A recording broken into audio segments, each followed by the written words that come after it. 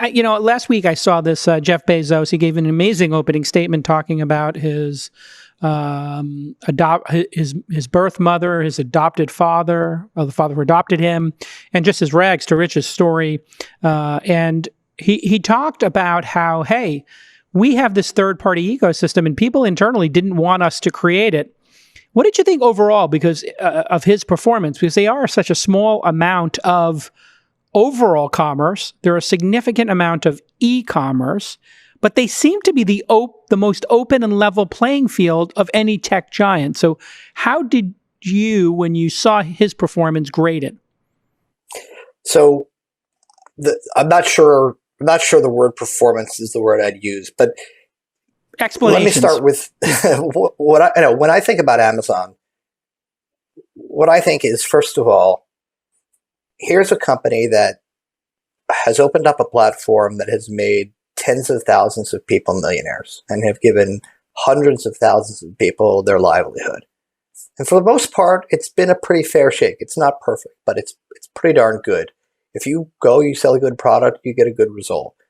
In the last 2 years, they haven't raised fees. I think they raised shipping fees 2% this year or 3%. And they haven't raised their referral fees, which is a bigger profit center for them. And they actually lowered them the year before last. So they've built this ecosystem, which has made a lot of people, has put a lot of people in a position to put themselves through college or, pay the rent or whatever it happens to be. And, instead of there being sort of discussion about how what they've created is perhaps the greatest entrepreneurial wealth platform in history, there's all this talk of, the fact that 1% of sales are Amazon house products or, something might be inequitable in it. And, honestly, it makes me angry because, when you think about, and I don't know what your experience has been like for the last 90 days, but I can tell you, my house is littered with Amazon packages. Oh my God. It looks like my house, my garage looks like it's a UPS depot. I mean, it's ridiculous. All right. So you've got somebody somewhere managing a nationwide set of distribution centers where people potentially get sick with people who have real families, real causes, real lives. And somehow or other, in the midst of a world in which everybody else is shutting down, you're staying open and you're delivering products to every family in America. Everybody in America is getting some large percentage of what they need from Amazon, right?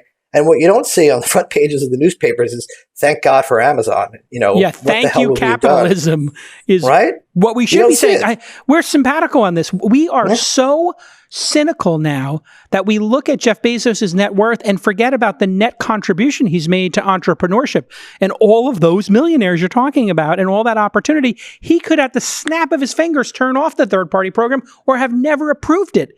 We should be thanking him and for what he's built.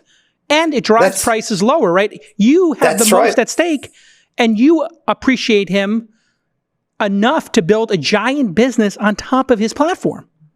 Look, I mean, I'm obviously thankful for what Amazon has done because it's enabled us to do what we've done. But even before that, I was a consumer.